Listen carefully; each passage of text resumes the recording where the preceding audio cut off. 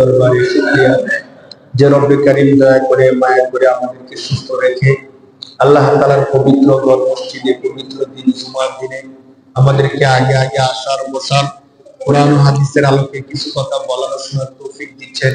সে রব্বে কারীমের দরবারে মুখ খুলে প্রাণ খুলে বলি আলহামদুলিল্লাহ।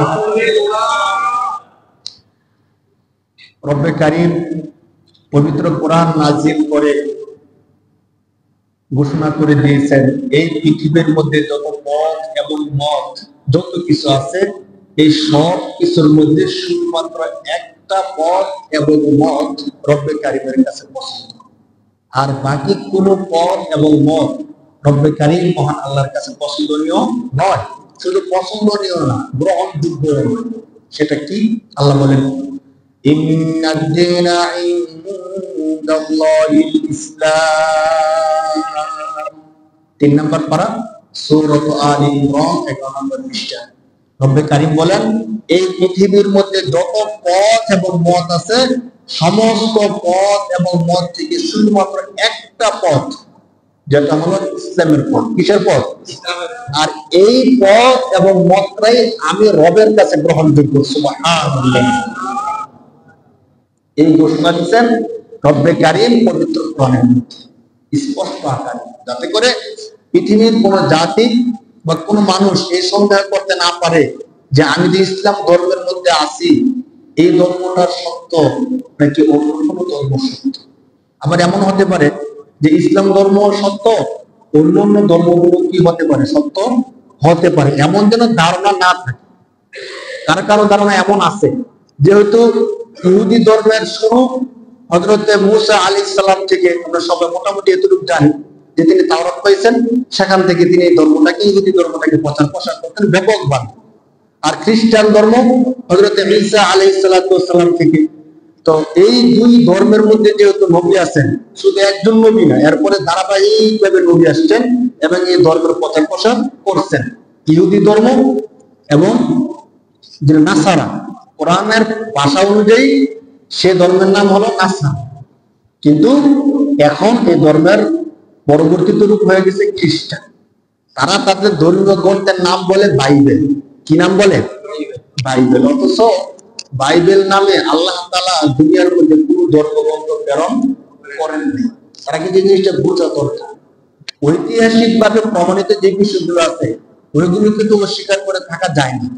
আপনি হয়তো আপনার ধর্মকে অস্বীকার করেন যে আমাদের ধর্মটা খ্রিস্টানরা এটা নাসারা না, খ্রিস্টানের নতুন একটা ধর্ম, এই নতুন ধর্মের ধর্মীয় গ্রন্থ হলো বাইবেল, হয়তো এটা বলেন।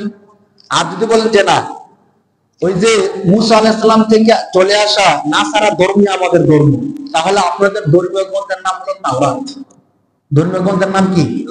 আর যদি বলেন যে না, আমাদের ঈসা আলাইহিস সালাম থেকে চলে আসা নাসারা ধর্ম, তাহলে আপনাদের ধর্মীয় গ্রন্থের নাম হলো ইনজিল। কি?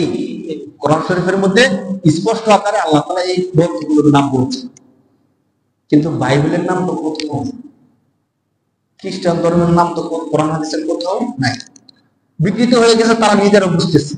বাকি এখনকার সময়ে কেউ কেউ সেটা প্রচার করে, যেহেতু এই ধর্মগুলো নবীর মাধ্যমে আসছে, তাহলে এই ধর্মগুলো মনে হয় সঠিক। এমন হতে পারে যে সহমত পোষণ করার জন্য, সমানভাবে চলার জন্য কেউ বলল যে ইসলাম ধর্ম সত্য, অন্যান্য ধর্ম কি সত্য। কেউ যদি এই বিশ্বাস এবং আকীদা লালন করে তার হুকুম কি হবে? ধরেন ইসলাম ধর্মের বাইরে কেউ যদি মনে করে, যেমন খ্রিস্টান, সে মনে করলো আমার খ্রিস্টান ধর্ম সত্য, আবার মুসলমানের ধর্ম কি সত্য, এটা তার একান্ত ব্যক্তিগত বিষয়। অথবা ইহুদি, সে মনে করলো আমাদের ইহুদি ধর্ম সত্য, আবার মুহাম্মদ রাসূলুল্লাহ সাল্লাল্লাহু আলাইহি ওয়াসাল্লাম ইসলাম ধর্ম কি সত্য, এটাও তার একান্ত ব্যক্তিগত বিষয়। কিন্তু আমরা যারা মুমিন আছি, মুসলমান আছি, আমাদের মধ্যে কেউ যদি এই বিষয়টা মনে করে, ধরেন সে ইহুদি ধর্মের কোনো কিছু মানে না এবং খ্রিস্টান ধর্মের কোনো কিছুই মানে না, শুধু সে এতটুকু মনে করে যে আমাদের ইসলাম ধর্ম যেমন সত্য, যেহেতু আমাদের নবী মুহাম্মদ সাল্লাল্লাহু আলাইহি ওয়াসাল্লাম আছেন, ইহুদি ধর্ম সত্য, যেহেতু মুসা আলাইহিস সালাম আছেন। মানে আমি কিছু মানি না ঠিক, কিন্তু এই ধর্মটা কি সত্য, এখনো ওই ধর্মটা সত্য। যদি কেউ এই মনে করে তাহলে তার ঈমান থাকবে না বাড়বে? তার ঈমান থাকবে না।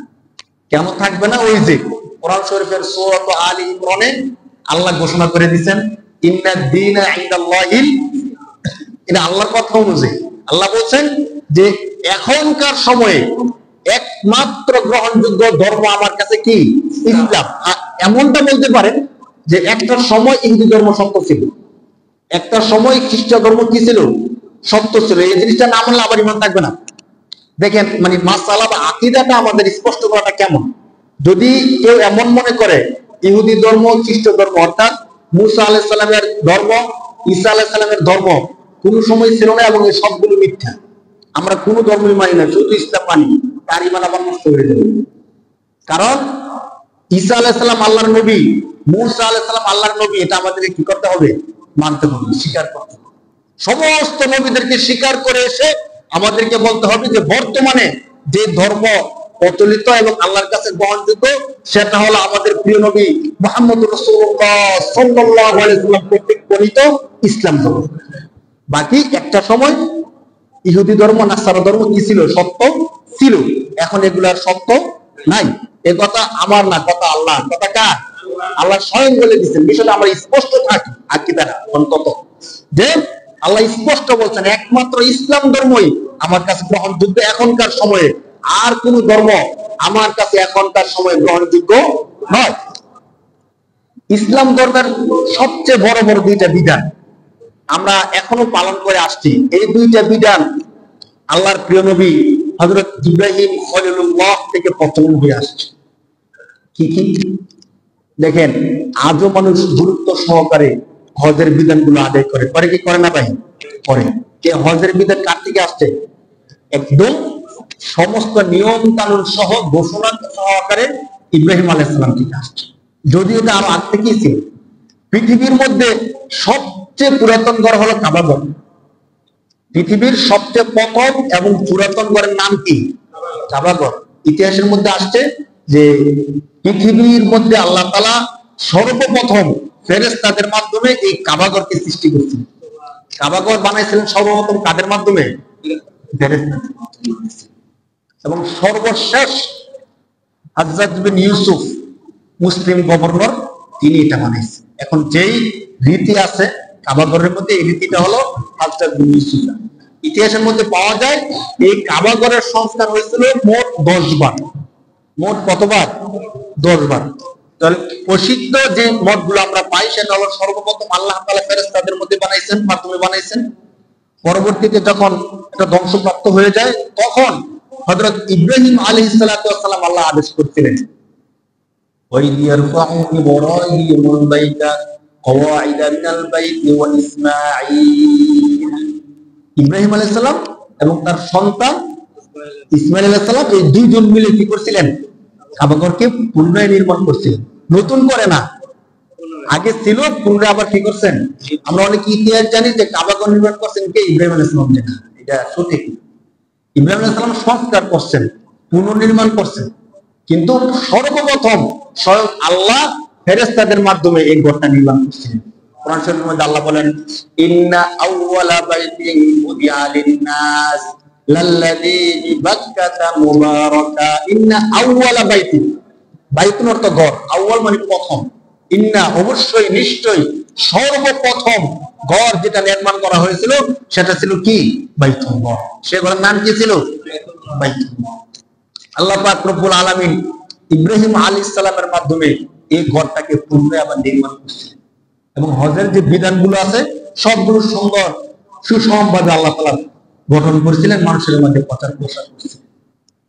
একটা আরেকটা প্রসিদ্ধ এবং ঐতিহাসিক বিষয় হলো কুরবানি, যা হযরত ইব্রাহিম আলাইহিস সালামের মাধ্যমে এই পৃথিবীর মধ্যে আমাদের সমাজে আমাদের মতো হয়ে এসেছে। এই হজ এবং কুরবানি পৃথিবীর শুরু থেকে চলতে আছে। আমরা দেখলাম হজের জন্য যে কাবা ঘর সর্বপ্রথম আল্লাহ তাআলা নির্মাণ করছেন, এবং কুরবানির যে বিষয়টা তাও কিন্তু পৃথিবীর ইতিহাসের শুরু থেকেই চলমান। আমরা জানি কোরআন শরীফের মধ্যে আল্লাহ তাআলা এই সম্পর্কে স্পষ্ট আকারে বলছেন। হযরত আদম আলাইহিস সালাতু ওয়াস সালামের দুই সন্তানের মধ্যে যখন দ্বন্দ্ব দেখা দিল, দুই সন্তান, তখনকার নিয়ম অনুযায়ী সিস্টেম ছিল যেহেতু পৃথিবীর মধ্যে মানুষ বলতে আর কেউ নাই, হযরত আদম এবং মা হাওয়া পৃথিবীর মধ্যে আছেন, এখন তাদের মধ্যে যখন সন্তান জন্মগ্রহণ করত, দুজন করে সন্তান জন্মগ্রহণ করত, একজন ছেলে একজন মেয়ে, এই দুজন সন্তান জন্মগ্রহণ করত। এখন বিবাহ শাদী কিভাবে? তখন বিবাহ শাদী ভাই বোনের মধ্যে করা ছাড়া উপায় নেই, দ্বিতীয় কোনো পার্সন মানুষ পৃথিবীর মধ্যে আর নাই। তো এতটুকু ডিফারেন্স করছিল যে যার সাথে যেই ধরেন একজন ভাই একজন বোন যারা জন্মগ্রহণ করছে তাদের মধ্যে বিবাহ হতো না, উপর নিচ করে দেওয়া হতো। ধরো প্রথম পক্ষের ভাই দ্বিতীয় পক্ষের বোন, পরবর্তীতে যেই জন্ম আসলো দ্বিতীয় পক্ষের বোন প্রথম পক্ষের ভাই, এই সিস্টেম করে দেওয়া আছে। বিশাল বিস্তারিত ইতিহাস আমরা অনেকে শুনছি, অনেকবার শুনছি। যখন হাবিল এবং কাবিলের মধ্যে বিবাহের বিষয়টা আসলো তখন দ্বন্দ্ব দেখা যে হাবিল কাকে বিবাহ করবে, কাবিল কাকে বিবাহ করবে। তো নিয়ম অনুযায়ী হাবিল বিবাহ করে কাবিলের বোনকে, আর কাবিল বিবাহ করবে হাবিলের বোনকে। কিন্তু কাবিল সেটা পছন্দ করলো না। কাবিল বললো যে না, আমার সাথে যার জন্ম হয়েছে আমি তাকে বিবাহ করব, আমি হাবিলের বোনকে বিবাহ করব। এই বিষয়ে দ্বন্দ্ব দেখা দিল। আদম আলাইহিস সালাম আল্লাহর কাছে দোয়া করলেন, আল্লাহ বললেন তুমি এক কাজ করো, তাদেরকে বলো তারা যেন কুরবানি করে। তারা যেন কি করে? উতলু আলাইহিম নাবা আবনাই আদম বিল হক। আল্লাহ কোরআন শরীফের 6 নম্বর পারা সূরাতুল মাইদার 11 নম্বর পৃষ্ঠায় পুরো অর্ধ পৃষ্ঠাব্যাপী শুধু ইতিহাসই বর্ণনা করছে। আল্লাহর নবীকে উদ্দেশ্য করে বলেন, উতলু আলাইহিম, হে নবী আপনি তাদের কাছে ঘটনা বর্ণনা করেন, উতলু আলাইহিম নাবা আবনাই আদম বিল হক, সত্য সত্য ঘটনা। আদম আলাইহিস সালামের দুই সন্তানের সত্য ঘটনাটা আপনি আপনার উম্মতের কাছে বর্ণনা করুন। ইদ করবা কুরবানা ফাতুকবিলা মিন আহাদিহিমা ওয়া লাম তাকাব্বাল মিনাল আখর। এখান থেকে কুরবানি শব্দ চলে আসছে। ইদ করবা কুরবানা ফাতুকবিলা মিন আহাদিহিমা, যখন তারা দুইজন কুরবানি করলো, আল্লাহ দুইজন থেকে একজনের কুরবানি পছন্দ করলেন, গ্রহণ করলেন, আরেকজনেরটা পছন্দ করলেন না, গ্রহণ করলেন। বিষয়টা কেমন ছিল? যখন তারা কুরবানি করলো, নির্ধারিত বিষয় কিন্তু ছিল কে কাকে বিবাহ করবে, সবকিছু সমাধানের মধ্যে ছিল। কিন্তু যখন সমাধান মানলো না তখনই কিন্তু কুরবানির দরকারটা পড়লো। ঠিক আছে, এবার হাবিল কাবিল রাজি হলো, ঠিক আছে আমরা কুরবানি করবো, দেখি কারটা পছন্দ হয়, আল্লাহ কারটা কবুল করে। তো দুজনের মতো করে ইতিহাসের মধ্যে যা আসছে যে দুজন কুরবানি করার যে জিনিসগুলো আছে এগুলো পাহাড়ের উপর নিয়ে রেখে আসলো। পাহাড় থেকে তখনকার কুরবানির সিস্টেমটা যেটা, পাহাড় থেকে আসমান থেকে আগুন আসলো, আগুন এসে হাবিলের যে জিনিসপত্র গুলো কুরবানির জন্য রাখছিল ওই জিনিসপত্র গুলো পোড়াই দিল, কিন্তু কাবিলেরটা পোড়াইলো না। তখন নিয়ম ছিল আল্লাহ যার কুরবানি পছন্দ করেন তারটা আসমানে উঠাই নিতেন অথবা পোড়াই দিতেন, মানে তোমারটা আমি গ্রহণ করলাম, নিলাম। আর যারটা নিতেন না তারটা যেভাবে ছিল এভাবে পড়ে থাকতো। তো এটা একটা লজ্জার বিষয় ছিল না? বলেন, ওই তখনকার যে কুরবানি, ওই কুরবানি যদি আমাদের পর্যন্ত থাকতো, ধরেন এখন আমরা যারা কুরবানি করি, আমাদের কুরবানি যদি এই সিস্টেম হতো যে যারটা আল্লাহ পছন্দ করেন তারটা আগুন এসে আসমানে নিয়ে যাইব, আর যারটা আল্লাহ পছন্দ করে নাই, যার নিয়তের মধ্যে সমস্যা ছিল, আর্থিক লেনদেনের মধ্যে সমস্যা ছিল, কুরবানির টাকা কি ছিল না, বৈধ পন্থার ছিল না, তখন অবস্থাটা কি হতো? আমাদের সমাজে কেউ রাগ করেন না, আমাদের সমাজের কয়টা গরু আল্লাহ নিত আর কয়টা গরু সমাজের মধ্যে পড়ে থাকতো, তখন কেমন লজ্জার বিষয় হতো। সমাজের মধ্যে সব আলোচনা করতো, শুনছ অমুকের তো আল্লাহ নেই, আয় হায়, সে সমাজের মধ্যে মুখ দেখাতে পারতো, বলেন লজ্জার মুখ দেখাতে পারতো না, কিন্তু অনেক কষ্ট হয়ে যেত চলাটা। তখনকার কুরবানি যদি এখনো এইভাবে ধারাবাহিক ভাবে চলত, কিন্তু আমাদের নবী, দয়ার নবী, মায়ার নবী, রহমতের নবী আল্লাহর কাছে দোয়া করছেন যে আল্লাহ আপনার কাছে আমার একটা বিশেষ আবদার, কোনোভাবেই আমার উম্মত যেন লজ্জিত না হয়, অপমানিত না হয়। সুবহানাল্লাহ, এমন নবীকে ভালো না ভাই সুখ হয়ে আছে ভাই, বলে যে নবী উম্মতের জন্য দেখেন কি চিন্তাটা করছে যে আল্লাহ আপনি যদি পূর্বের নিয়মগুলো এখনো রাখেন, আমার উম্মত লজ্জিত হবে, অপমানিত হবে। গুনাহ করছে ঠিক, নিয়ত খারাপ, আর্থিক লেনদেন খারাপ, সব ঠিক আছে, এরপরে আপনি আমার উম্মতকে কি করেন না, মানুষের সামনে লজ্জা দিন না। আল্লাহ চিন্তা করে দেখেন, এই দোয়া করছে কে? বিশ্বনবী মুহাম্মদুর রাসূলুল্লাহ। এখন আমাদের সমাজের সহজতাগুলো একমাত্র আমাদের নবীর কারণে, আমাদের নবীর জিনিসগুলো ধরে ধরে আল্লাহর কাছে দোয়া করে গেছে, সবকিছু ধরে ধরে দোয়া করে গেছে। মুসা আলাইহিস সালামের সময় নিয়ম ছিল কেউ যদি কোনো অপরাধ করে, বড় কোনো অপরাধ করে, তার তওবা হলো গলা কেটে দেওয়া। তাকে হত্যা করে দিলে তার মাপ হয়ে যেত। হত্যা করার আগে কি হতো না? ক্ষমা হতো না। কাপড় নাপাক হয়েছে, আমরা কি করি বলেন? ধুয়ে ফেলি, পরিষ্কার হয়ে যায়, পবিত্র হয়ে যায়। কিন্তু তাদের সময় সিস্টেম ছিল, কাপড় নাপাক হয়েছে কাইটা ফালাই দিন, যতটুকু নাপাক লাগছে ততটুকু কি করে দেন? কাইটা ফালাই দিন। তাহলে আমাদের সময় যে সিস্টেমটা থাকতো, বাচ্চা প্রস্রাব করে দিতে ধরেন, এতটুকু কাইটা ফালাই দিল, কেমন দেখা যেত? এখানে একটা সিলাই দাও, আবার এখানে প্রস্রাব করে দিচ্ছে, এখানে একটা ফালাই দাও, এগুলো করতে করতে কাপড়ের তালি দিতে দিতে কাপড় আর কাপড় থাকতো। আর যদি কাইটা ফালান দরকার নেই, একবারে ফালাই দিত, কাপড় কিনতে কিনতে দৈনিক 2-3 টাকার কাপড় কেনা দরকার। কিন্তু আল্লাহ আগের সিস্টেম গুলো আমাদের নবীর জমানায় দেয়নি। এই সিস্টেম ছিল মুসা আলাইহিস সালামের সময়, সিস্টেম ছিল কাপড় নাপাক হয়েছে, যতটুকু নাপাক ততটুকু কাইটা ফালাই দাও। পবিত্র করার কোনো সিস্টেম নেই, পানি দ্বারা পবিত্র হবে না। তো আমাদের নবী মুহাম্মদুর রাসূলুল্লাহ সাল্লাল্লাহু আলাইহি ওয়াসাল্লাম আল্লাহর কাছে দোয়া করে করে উম্মতের জন্য এই বিষয়গুলো সহজ করে নিয়ে আসছে। ওই নবীর জন্য যদি আমরা মায়া না করি, দয়া না করি, দুরূদ না পড়ি, তাহলে তো আমাদের জন্য ধ্বংসই। ধ্বংস না, কি বলেন ভাই? যে নবী সারা জীবন উম্মতের জন্য কাঁদছেন, উম্মতের ছোট্ট থেকে ছোট্ট বিষয় নিয়ে যে নবী চিন্তা করতেন, নবী চিন্তা করতে পারতেন পুরো কুরবানি আল্লাহ যাটা কবুল করে আসমান থেকে নিয়ে যাবে, না কবুল করলে পড়ে থাকবে, তা আমার কি আছে? এই চিন্তাটা করেন নাই। উম্মতের মান সম্মানের চিন্তা নবীজি করছেন। এজন্য আমরা যখনই সুযোগ পাই ভাই, আলোচনা সবসময় হয়তো নবীর বিষয় নিয়ে আলোচনা করার সময় সুযোগ থাকে না, বিষয়ভিত্তিক আলোচনা করতে হয়, কিন্তু আমাদের স্মৃতিতে যেন নবীর বিষয়টা সব সময় থাকে। আমাদের নবীকে যেন আমাদের ব্রেনের মধ্যে সব সময় উপস্থিত রাখি। অন্তত দিনে দিনে কয়েকবার হলেও মনে করে করে আমরা দুরূদ পড়ি সাল্লাল্লাহু আলাইহি ওয়াসাল্লাম। সবচেয়ে ছোট দুরূদ কি দুরূদ বলেন? সাল্লাল্লাহু আলাইহি ওয়াসাল্লাম, সাল্লাল্লাহু আলাইহি ওয়াসাল্লাম। যে নবীর উপর দুরূদ পড়লে স্বয়ং আল্লাহ আসমান থেকে রহমত প্রেরণ করে। সুবহানাল্লাহ। ভাবা যায়? নবীর উপর দুরূদ পড়লে আসমান থেকে রহমত দেয় কে? আল্লাহ। স্বয়ং আল্লাহ আসমান থেকে রহমত প্রেরণ করে। কোন ব্যক্তি যদি, রাসূল সাল্লাল্লাহু আলাইহি ওয়াসাল্লাম বলেন, কোন ব্যক্তি যদি আমার উপর একবার দুরূদ পড়ে, আল্লাহ পাক রব্বুল আলামিন তার উপর 10 বার রহমত নাযিল করেন। সুবহানাল্লাহ। হাসরের ময়দানে রাসূলুল্লাহ আমাদের জন্য সুপারিশ করতে বসে, আমাদের জন্য সুপারিশ করার জন্য। যখন ঐতিহাসিক ওই হাদিসটা আমরা সবাই জানি, সমস্ত নবীরা যখন ইয়া নাফসি বলবে, সবার কাছে যখন উম্মত যাবে, বলবে যে আমার দ্বারা সম্ভব না, অন্য নবীর কাছে যাও, ঠিক ওই কঠিন মুহূর্তে আমাদের নবী কিন্তু আর কারো কাছে পাঠালেন, স্বয়ং আমাদের নবী সুপারিশ করার জন্য প্রস্তুত হয়ে গেলেন। আদম আলাইহিস সালামের সন্তানদের ঘটনা বলতেছিলাম। কুরবানি কোথা থেকে আসছে? একদম সহজ। আদম আলাইহিস সালামের 2 সন্তান হাবিল কাবিল থেকে কুরবানি চলে আসে।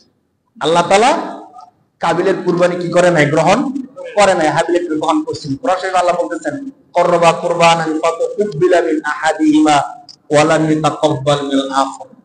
একজনেরটা কবুল করছি, আর একজনেরটা আমি আল্লাহ কবুল করি নাই, করা হয় নাই। যখন কবুল করা হয় নাই, তার রাগ উঠে নাই বলেন? মানে প্রথম তো দাবি করছিল বিবাহের বিষয়টা নিয়ে, ওই দাবিটা বাবাই মানে নাই, বলছে কুরবানি করতে, কুরবানিও আল্লাহ কি করে নাই? গ্রহণ করে নাই। এখন কি সে রাগে ফেটে যাচ্ছে, তখন কি করলো সে? আল্লাহ নিজে বলতেছেন, তার কুরবানি কবুল না হওয়ার কারণে সে তার ভাইকে লক্ষ্য করে বলতেছে, শোনো, আমার কুরবানি যেহেতু আল্লাহ কবুল করে নাই, অতএব আমি তোমাকে হত্যা করবো। অবশ্যই অবশ্যই আমি তোমাকে কি করব? আল্লাহ বলতেছেন, শোনো, তুমি হত্যা করো, যাই করো, সমস্যা না। ইন্নামা ইয়াতাকাব্বালুল্লাহু মিনাল মুত্তাকিন। তোমার এই রাগের কারণে, ক্ষোভের কারণে আল্লাহ তোমার কুরবানি কবুল করবে, তোমার ক্ষমতার কারণে, দাপটের কারণে, বিষয়টা এমন না। কুরবানি আল্লাহ কবুল করেন ইন্নামা, আল্লাহ নিজে বলতেছেন, ইন্নামা ইয়াতাকাব্বালুল্লাহু মিনাল মুত্তাকিন। আল্লাহ কুরবানি কবুল করেন কাদের? মুত্তাকিদের কুরবানি। আল্লাহ বলেন, যাদের হৃদয়ে আল্লাহর ভয় আছে, আল্লাহ একমাত্র তাদের কুরবানি কি করেন? তোমার হৃদয়ে আল্লাহর ভয় নাই, তুমি তো স্বার্থের জন্য কুরবানি করছো। ওই যে ওই মেয়েকে পাওয়ার জন্য সে কি করছিল? সে ভাবছিল যে কুরবানি করার আদেশ করছে, আমি যদি ভালো কিছু কুরবানি করি, হয়তো আমি যাকে চাইতেছি, পছন্দ করতেছি, তাকে আমি বিবাহ করতে পারবো। সে তো অন্য কোনো কারণে কি করে নাই, আল্লাহ সন্তুষ্টির জন্য সে কুরবানি করে নাই। এই জন্য আল্লাহ বললেন যে, শোনো, একমাত্র মুত্তাকিদের থেকে আল্লাহ কুরবানি কবুল করেন। ঠিক ওই বিধানে এখনো যতক্ষণ পর্যন্ত আমাদের মধ্যে তাকওয়া না আসবে ততক্ষণ পর্যন্ত আমাদের কুরবানি আল্লাহর কাছে পৌঁছবে না। লা ইয়ানালাল্লাহা লুহুমুহা ওয়ালা দিমাউহা ওয়ালাকিন ইয়ানালুহুত তাকওয়া মিনকুম। একদম স্পষ্ট আয়াত, 17 নম্বর পারা সূরাতুল হজ্জের মধ্যে আল্লাহ তাআলা 15 নম্বর পৃষ্ঠায় আল্লাহ তাআলা বলতেছেন, শোনো মুমিন, তোমরা যে কুরবানি করো এই কুরবানির রক্ত গোশত আমি আল্লাহর দরবারে পৌঁছায় না। পৌঁছায়? এই রক্ত কি আল্লাহর কাছে যায়? এই গোশত কি আল্লাহর কাছে যায়? আল্লাহ বলতেছেন লা ইয়ানালাল্লাহা লুহুমুহা লাহমুন, লুহুমুল গোশত ওয়ালা দিমাউহা, দিমাউন রক্ত। আল্লাহ বলেন বান্দা, ততক্ষণ পর্যন্ত তোমাদের কুরবানির গোশত এবং রক্ত আমি আল্লাহর দরবারে পৌঁছায় না। তাহলে কি পৌঁছায়? আমরা যে কুরবানি করলাম, আল্লাহ বলেন ওয়ালাকিন ইয়ানালুহুত তাকওয়া মিনকুম। তুমি যে কুরবানি করার সময় মনে মনে চিন্তা করছো যে আমাকে আল্লাহ টাকা দিবেন, এই সম্পদের মালিক বানাইছে কে? আল্লাহ। আমাকে আল্লাহ সম্পদের মালিক বানাইছেন, আরো 10 জন আমার মতো সম্পদ নাই। এই সম্পদ আমাকে আল্লাহ দিবেন, অতএব একমাত্র আল্লাহকে সন্তুষ্টি করার জন্য 1 লক্ষ টাকার কুরবানি আমি দেব। আমার যত সম্পদ আছে এই সম্পদ থেকে 1 লক্ষ টাকা আমি আল্লাহর রাস্তায় কি করে দিলাম? কুরবানি করে দিলাম। সিস্টেমটা হলো গরু জবাই করা, বাকি আমার 1 লক্ষ টাকা আমি আল্লাহর রাস্তায় কি করে দিলাম। এই তুমি যে মনে মনে একমাত্র আল্লাহর জন্য বলছো, এই বিষয়টা একমাত্র আল্লাহর কাছে বলছো। তাকওয়া, আল্লাহর ভয়। কেন করছি? কুরবানি না দিলে সমাজের মানুষ খারাপ বলবে। যেমন দেখা যায় কুরবানি দেয় না, মানুষ গরিব গরিব বলবে, আমার সন্তানরা অন্যদিকে তাকায় থাকবে, এই জন্য ওই জন্য আত্মীয় স্বজন কি বলবে। মানুষ ফোন দিয়ে জিজ্ঞেস করে এবারে কি শরীক হইছো, কুরবানি করবা? তখন আমি কি জবাবটা দেব? এই জন্য করতেছি। যদি কুরবানি না দিই আমার সন্তানরা খাইবো কি, এই জন্য কুরবানি করছি। যদি কুরবানি না দিই সমাজের মানুষ বলবে কি, এই জন্য করছি। মানুষের সামনে মুখ দেখাবো কি করে, এই জন্য কুরবানি করছি। তাহলে কি কুরবানি কবুল হবে? এগুলো তো এমনি হয়ে যাবে। বাকি আমি কুরবানি করব একমাত্র কাকে সন্তুষ্ট করার জন্য? ভাই, কেন? তখন আমি দিনের মধ্যে এই জিনিসটা রাখবো যে আরো 10 জনকে আল্লাহ সম্পদের মালিক না বানাইয়া আমাকে সম্পদের মালিক বানাইছে। আমার মধ্যে কি এমন আছে যে আমি সম্পদের মালিক? আরো 10 জনকে দেখতে যেমন দেখা যায়, আমাকেও দেখতে কি তেমনই দেখা যায়। আরো 10 জন যেমন হাত আছে, পা আছে, পরিবার আছে, সমাজ আছে, সবকিছু আছে, সম্পদ নাই। কিন্তু আমাকে তো আল্লাহ সম্পদ দিয়েছেন। কেন আমাকে সম্পদ দিলেন? আমি কি এমন ভালো কাজটা আল্লাহর কাছে করছি যে আল্লাহ আমাকে এত সম্পদের মালিক বানাই দিলেন? আল্লাহ, আপনার শুকরিয়া আদায় করতে গিয়ে আপনার জন্য শুধুমাত্র আমি কুরবানি করছি। দিল থেকে এই বিষয়টা মেনে নিতে পারি, আমাদের কুরবানি 100% আল্লাহ কবুল করবেন ইনশাআল্লাহ। আমরা যারা এবার কুরবানি করবো ইনশাআল্লাহ, সামনে আমাদের বিষয়টা আসতেছে, এখন থেকে মনটাকে ফ্রেশ করে নিই। কেন এত আগে বলতেছি? কারণ এখনই তো আমরা শরীক খুঁজবো, কার সাথে কে শরীক হবে, কার সাথে কে কুরবানি করবে, কেন কুরবানি করবে, কত টাকার মধ্যে কুরবানি করবে। এখনই আমরা বিষয়টাকে ঠিক করে নিই। বুখারী শরীফের হাদিসের মধ্যে আসছে, রাসূল সাল্লাল্লাহু আলাইহি ওয়াসাল্লাম বলেন, ইন্নামাল আমালু বিন্নিয়াত। মানুষকে আল্লাহ তাআলা কাজের রেজাল্ট, ফলাফল দেন নিয়তের উপর নির্ভর করে। এখন থেকেই আমি শরীক নেওয়ার ক্ষেত্রে আমি এই বিষয়টা চিন্তা করবো না যে সমাজে কার সাথে শরীক হলে আমার সম্মান দ্বিগুণ হয়ে যাবে বা আমাকে সবাই গণার মধ্যে ধরবে, অমুকের সাথে কুরবানি করছে এইবার। না, কার টাকাটা 100% হালাল আমি তার সাথে শরীক হব। আমরা সবার মন থেকে কাজটা করি। কুরবানি এমন একটা ইবাদত, প্রতি বছর কয়বার আসে? মাত্র। ইসলামের যে ইবাদত গুলো আছে, 5 ওয়াক্ত নামাজ দৈনিক 5 বার, রোজা 30টা, এভাবে কিন্তু ইবাদত গুলো বারবার আসে, করা যায়, সুযোগ হয়। কিন্তু কুরবানি কিন্তু একবার মাত্র সুযোগ। অর্থাৎ এই একবারে যে কুরবানিটা আছে, এই কুরবানিটা যেন আমরা কুরবানির মতো করে করি, যেহেতু বারবার আসে না। মানুষের জীবন, আমরা বলি না জীবন তো শুধু একবারই, অর্থাৎ এই একবারের জীবনে কেউ যদি ভুল করে বসে সুতরাং সুযোগ হয় না। অর্থাৎ বছরে যেহেতু শুধুমাত্র একবার আসে ইবাদতটা করার সুযোগ, এই ইবাদতকে আমরা ইবাদতের মতোই করি ইনশাআল্লাহ। অন্য যা কিছু হোক, আমাদের ধরেন সবার যে 100% ইনকাম সোর্সের মধ্যে সবকিছু ঠিকঠাক থাকে, বিষয়টা এমন না। সামাজিকতা, রাষ্ট্রীয় সবকিছু ম্যানেজ করে চলতে গেলে অনেক সমস্যা হয়ে যায়। বাকি আমরা এই বিষয়টাকে ঠিক করবো এবার, যে আমাদের কুরবানিটার অর্থ যেন এবার 100% ঠিক থাকে। প্রত্যেকের জায়গা থেকে ঠিক করে নিব যে আমার যেই টাকাটা 100% হালাল, বাসা ভাড়া যে বিষয়টা আছে 100% হালাল টাকা, আমার হালাল ব্যবসা থেকে যে টাকাটা আসে 100% হালাল টাকা, আমার জমি থেকে যে ধান ফসল ইত্যাদি উঠে আসে আমার 100% হালাল টাকা, আমার হালাল জব থেকে যে টাকাটা আসে চাকরি থেকে ওটা 100% হালাল টাকা। তো আমি শরীক হওয়ার ক্ষেত্রে শুধুমাত্র ওই টাকাটাই ব্যবহার করব। কেন? এটা কঠিন একটা বিষয় আছে। দেখেন, আমি যদি অবৈধ কোনো টাকা কুরবানির মধ্যে ব্যবহার করি তাহলে আমার কুরবানিটা বাদ হয়ে গেল। এই জন্য জবাব দিতে হবে কে ভাই? আমি। সহজ কথা, যেহেতু আমার কুরবানি আমি নষ্ট করছি, হাসরের দিনে আল্লাহর কাছে জবাব দিতে হবে কে? এই বিষয়টা কঠিন কোনো কিছু না। আমার জবাব আমি দেবো, আমার শাস্তি আমি পাবো। কিন্তু ভয়ঙ্কর বিষয় হলো যদি আমার টাকাটা অবৈধ হয়, 7 শরীকের মধ্যে আমার টাকাটা কি শুধু অবৈধ, টাকাটা হালাল না, এই জন্য শুধু আমার কুরবানি নয় বরং বাকি 6 জনের কুরবানিও কি বাতিল হয়েছে। তো কি দরকারটা ছিল? খারাপ করলে, দোষ করলে আমি করি, আর 10 জনকে কেন আমি নষ্ট করি? দরকার নাই ভাই। এই জন্য আমরা এই জিনিসটা একটু খেয়াল করবো ইনশাআল্লাহ। আমার কারণে যেন অন্তত আরেকজন বাইরে ইবাদতটা নষ্ট না হয়। কুরবানি কিন্তু একটা ইবাদত। কুরবানি একটা কি ভাই, আমরা হয়তো খেয়াল করি না, মনে করি কুরবানি একটা সামাজিকতা, সবাই মিলেমিশে করি, গোশত খাই, এটা তো আলহামদুলিল্লাহ খুব ভালো একটা জিনিস। কিন্তু কুরবানি একটা ইবাদত। কুরবানি একটা কি বিশেষ একটা ইবাদত, সাধারণ ইবাদত না। সূরা কাউসারের মধ্যে আল্লাহ কি বলতেছে দেখেন, যখন রাসূলুল্লাহর মনের মধ্যে ভীষণ রকমের কষ্ট, কাফেররা রাসূলুল্লাহ সাল্লাল্লাহু আলাইহি সাল্লামকে ভীষণ ভাবে মানসিক ভাবে নির্যাতন করে যাচ্ছে, তখন আল্লাহ রাসূলুল্লাহকে সান্ত্বনা দেওয়ার জন্য একটা সূরা নাযিল করলেন। এই সূরার নাম হলো সূরাতুল কাউসার। সূরার নাম কি ভাই? সূরাতুল কাউসার। আল্লাহ বললেন ইন্না আ'তাইনাকাল কাউসার। এ নবী, আপনি মনোক্ষুণ্ণ হবেন না, তাদের কথায় আপনি পেরেশান হবেন না। আমি আল্লাহ আপনাকে কাউসার দান করব। সুবহানাল্লাহ। কাউসার কি বিশাল বিস্তারিত ব্যাখ্যা। তো কাউসার দান করলেন, আর কাউকে আল্লাহ কাউসার দান করলেন না, কোন নবীকে না, কাউকে না। এ নবী একমাত্র আপনাকে আমি বিশেষভাবে কাউসার দান করছি। কাউসার যে দান করছি, আমি যদি আপনাকে কিছু দিই, আপনি আমাকে কিছু দিবেন সাধারণ নিয়ম অনুযায়ী। আল্লাহ বলতেছেন আমি আপনাকে কাউসার দান করছি, আপনি আমাকে 2টা বিষয় দিবেন। 2টা বিষয় কি? আল্লাহ নিজে বলতেছেন ফাসাল্লি লিরাব্বিকা ওয়ানহার। আমি আপনাকে দয়া করে মায়া করে কাউসার দান করলাম, আপনি আমাকে 2টা বিষয় দিবেন। কি?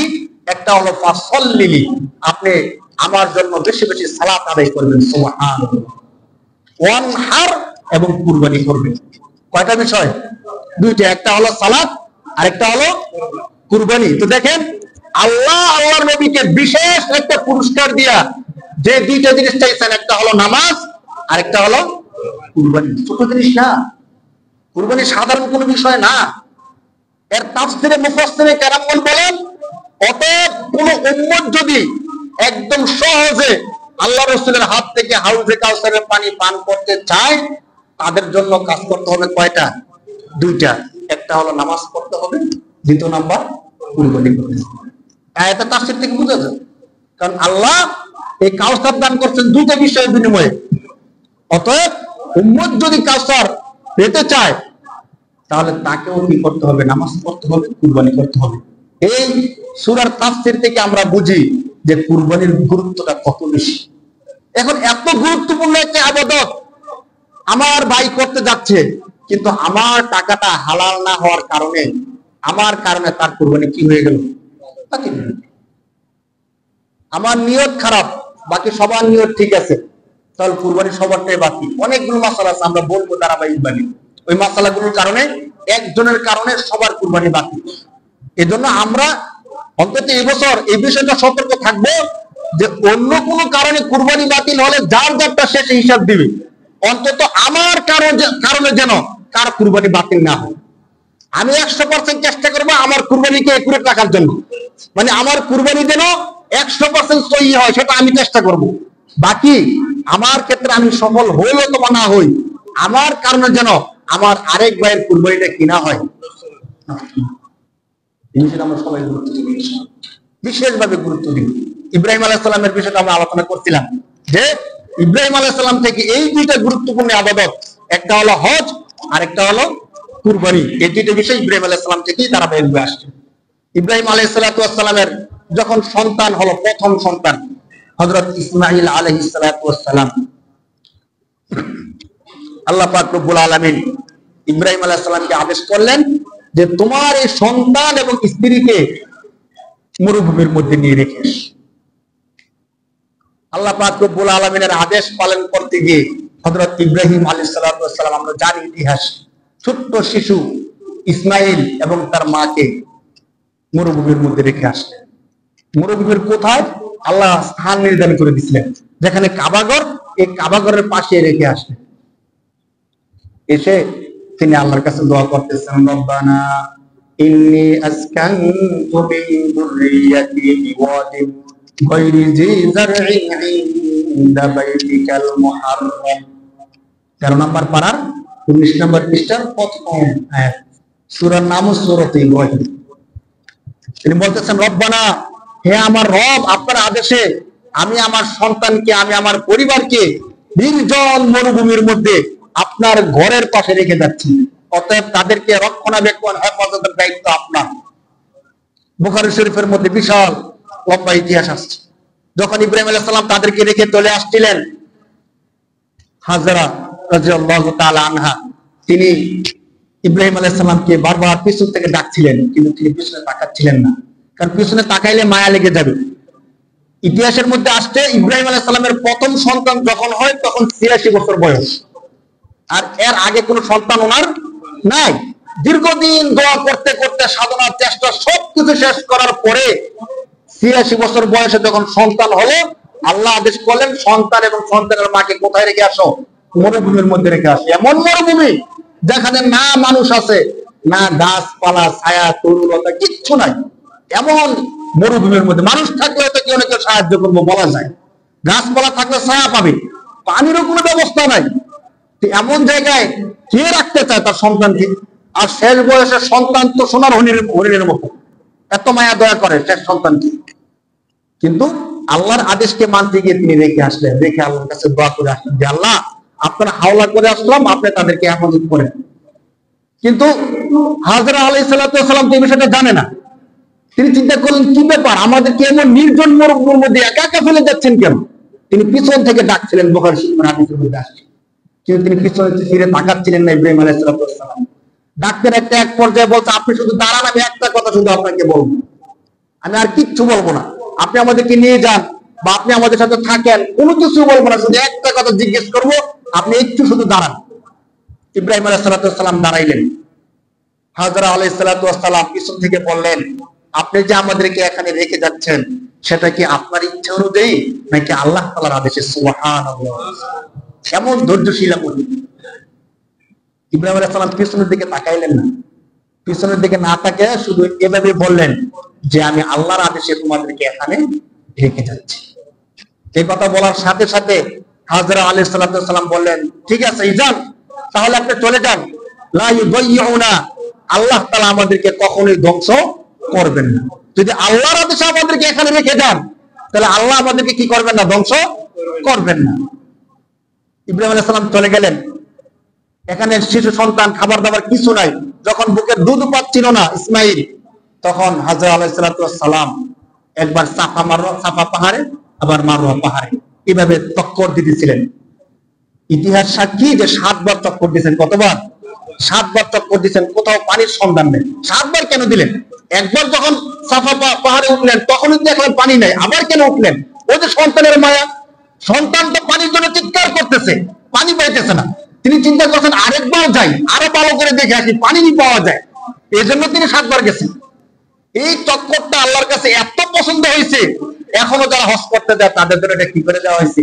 নিয়ম করে দেওয়া হয়েছে যে তুমি যদি হজ করতে যাও, সাফা মারওয়া কি করতে হবে? 7 বার। সুবহানাল্লাহ। পরবর্তীতে বুখারী শরীফের হাদিসের মধ্যে আসছে, ইসমাঈল আলাইহিস সালাম যে চিৎকার করতেছিল আর পা নাড়াচাড়া করতেছিল, এই পায়ের নাড়াচাড়ায় যে বালু ফাঁক হয়েছে মরুভূমির, সেখান থেকেই পানি উঠা শুরু করে দিয়েছে। সুবহানাল্লাহ। হাজরা আলাইহিস সালাম যখন দূর থেকে আসলেন যে সন্তান কি অবস্থায় আছে দেখে আসি, আমি তো পাহাড়ে দৌড়ে করতেছি, সন্তানের কি অবস্থা? সন্তানের কাছে এসে দেখেন যে তার পায়ের নিচে কি ঝর্ণা চালু হয়ে গেছে, পানি চালু হয়ে গেছে। তিনি এই পানিকে জমানোর জন্য চতুর্দিকে বালু দিয়ে বাঁধ দিচ্ছিলেন, আর পানি উঠতেছিল। ঐতিহাসিকরা বলেন তখন তিনি শব্দ বলছিলেন জম জম, মানে জমে যাও, বসে যাও পানিটা। সেখান থেকে নাম হয়ে গেছে কি জমজম, কোন কোন ঐতিহাসিকের মতে। সেই ঐতিহাসিক কূপ, পানি, ঝর্ণা এখনো আছে কি নাই বলেন? আল্লাহর কি রহমত এবং বরকত। এখান থেকেই হজের সূচনা শুরু হয়ে যায়। পরবর্তীতে ইসমাইল আলাইহিস সালাম যখন বড় হলেন, আল্লাহ আদেশ করলেন ইব্রাহিমকে যে যাও তুমি তোমার সন্তানকে নিয়ে আমার যে ঘরটা আছে সেই ঘরটাকে আবার পুনর্বার নির্মাণ করো। ইব্রাহিম আলাইহিস সালাম তার সন্তান ইসমাইলকে নিয়ে এই ঘরটাকে নির্মাণ করলেন। কোরআন শরীফের মধ্যে আল্লাহ তাআলা এই বিষয়টা আলোচনা করেছেন। ঘরটা নির্মাণ করার পরে মানুষ তো কেউ নাই, আল্লাহ আদেশ করলেন ঠিক আছে ঘর নির্মাণ করছো, এবার সবাইকে ঘোষণা দিয়ে দাও যে আল্লাহর একটা ঘর নির্মাণ করা হয়েছে, সবাই আল্লাহর ঘরের কাছে আসো এবং তওয়াফ করো, হজ করো। ইব্রাহিম সাল্লাম বলেন যে আল্লাহ আমি যে আদেশ করবো মরুভূমি পাহাড়, শুনবে কে, আসবে কে? আল্লাহ বলেন কে আসবে না আসবে সেটা আমার দায়িত্ব, আপনি কি করেন ঘোষণা করে দিন। সূরা হজ্জের মধ্যে আলোচনা বিস্তারিত। আল্লাহ বলেন ওয়াযিন ফিন নাসি বিল হজ্জি ইয়াতুকা রিজালান ওয়া আলা কুল্লি দামিরি ইয়াতিনা মিন কুল্লি ফাজ্জিন আমিক। হে ইব্রাহিম আপনি আদেশ করুন। ইব্রাহিম আলাইহিস সালাম পাহাড়ের উপর উঠলেন এবং জোরে আওয়াজ করলেন যে আল্লাহ পৃথিবীর মধ্যে একটা ঘর নির্মাণ করতে, হে পৃথিবীবাসী, হে মানব জাতি, তোমাদেরকে আল্লাহ আদেশ করছেন এই ঘরের মধ্যে হজ করতে আসার জন্য। হাদিসের মধ্যে আসছে, পরবর্তী ব্যাখ্যায় মুহাদ্দিসিন কেরামগণ বলেন ইব্রাহিম আলাইহিস সালাম মরুভূমির মধ্যে পাহাড়ে দাঁড়ায় যে ঘোষণা দিছিলেন, ওই ঘোষণা আল্লাহ পাক রব্বুল আলামিন তৎকালীন সময়ে বিশ্বের মধ্যে যারা অবস্থান করতেছে তারা, রূহের জগতে যারা আছে তারা, সমস্ত মাখলুকাতের কানে কানে এই ঘোষণাকে পৌঁছে দিয়েছিলেন। সুবহানাল্লাহ। যার কারণে আজকেও মানুষ সারা বিশ্ব থেকে হজের মধ্যে যায়। রাসূলুল্লাহ সাল্লাল্লাহু আলাইহি সাল্লাম বলেন এই হজটা কেমন? আল্লাহ রাসূল বলেন হাদিসের মধ্যে আল উমরাতু ইলাল উমরাতি কাফফারাতুল লিমা বাইনাহুন্না আল হজ্জুল মাবরুর লাইসা লাহুল জাযাা ইল্লাল জান্নাহ। আল্লাহ রাসূল বলেন এক উমরা থেকে নিয়ে আরেক উমরা পর্যন্ত যতগুলো গুনাহ হয়, দুই উমরার কারণে মাঝখানের গুনাহগুলো আল্লাহ তাআলা কাফফারা স্বরূপ ক্ষমা করে দেয়। সুবহানাল্লাহ। আর কেউ যদি প্রকৃত অর্থে হালাল টাকা দিয়ে সহি নিয়তে হজ করতে পারে, হাজি বলার জন্য না, বরং আল্লাহকে সন্তুষ্ট করার জন্য যদি হজ করতে পারে, তার একমাত্র প্রতিদান হলো জান্নাত। সুবহানাল্লাহ। আর কেউ যদি মনে করে আমার নামের শুরুতে কোনো লকব নাই, আমাকে সবাই শুধু নাম নিয়ে ডাকে, হাজি সাহেব তো কেউ কয় না, অথচ অমুকে আমার থেকে টাকা কম, আমার থেকে তার সুনাম কম, তাকে সবাই হাজি সাহেব বলে, না না, দ্রুত হজ করে আসা দরকার। হজ করে আসছে, হজ কবুল হবে? হবে না। কিভাবে বুঝবো? হজ করে আসার পরে দেখবেন যদি হাজি সাহেব না বলে রাগ করে দেবে, কি এত টাকা দিয়ে হজ করে আসলাম তুমি আমাকে হাজি সাহেব বলো? বুঝা যায় সে হজটা আল্লাহর জন্য করে নাই, কেন করছে ভাই? দেখবেন অনেকে নামে শুনতে হাজি না লাগাইলে, অথবা আপনি যদি হাজি সাহেব না বলেন সে রাগ করে ফেলে, হ্যাঁ আমাকে হাজি সাহেব বললাম। আরে ভাই হজ তো করছি কার জন্য? আল্লাহর জন্য। আমি তো হজ করছি দেখছে কে? আল্লাহ। আমার সব দিবেন, জান্নাত দিবেন আল্লাহ, মানুষ দিবে কি? মানুষ হাজি সাহেব বলো কতবার না বলুক, আমার নিয়ত যদি সঠিক থাকে আল্লাহ কবুল করবেনই করবে। আরেক হাদিসের মধ্যে আসছে আল্লাহ রাসূল বলেন মান হাজ্জা ফালাম ইয়ারফুস ওয়ালাম ইয়াকসুব রাজাকা ইয়াউমিন ওয়ালাদাতহু উম্মুহু। মান হাজ্জা, যে ব্যক্তি প্রকৃত অর্থে আল্লাহর জন্য হজ করলো, ফালাম ইয়ারফুস, কোনো খারাপ কাজ করলো না, ওয়ালাম ইয়াকসুব, কোনো ফাসিকি অশ্লীল গুনার কাজ করলো না, সে কেমন? রাজাকা ইয়াউমিন ওয়ালাদাতহু উম্মুহু, একজন সন্তান জন্মগ্রহণ ভূমিষ্ঠ হওয়ার সময় যেমন নিষ্পাপ থাকে, ওই হাজি তেমন নিষ্পাপ হয়ে যায়। সুবহানাল্লাহ। এমন নিষ্পাপ আল্লাহ তাআলা করে দেন। সর্বশেষ হজ যদি না করে তার ভয়ঙ্কর শাস্তি কি? আল্লাহ রাসূল বলেন কোন ব্যক্তি যদি সমর্থ থাকা সত্ত্বেও হজ না করে, তাহলে সে ইহুদি হয়ে মারা যাক, খ্রিস্টান হয়ে মারা যাক, আমার কোনো দেখার বিষয় নাই, অর্থাৎ তার উপর থেকে আমার জিম্মাদারি সবকিছু উঠে যাবে। নাউযুবিল্লাহ।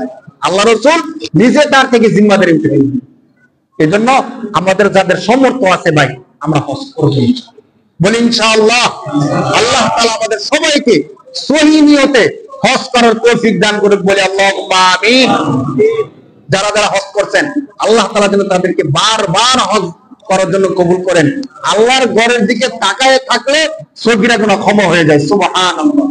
আর যদি হাজরা আসওয়াদের মধ্যে চুমা দেওয়া যায়, তার জীবনের সমস্ত গুনাহগুলো আল্লাহ ক্ষমা করে দেন, সুবহানাল্লাহ। কেন আমরা হস্ত করব?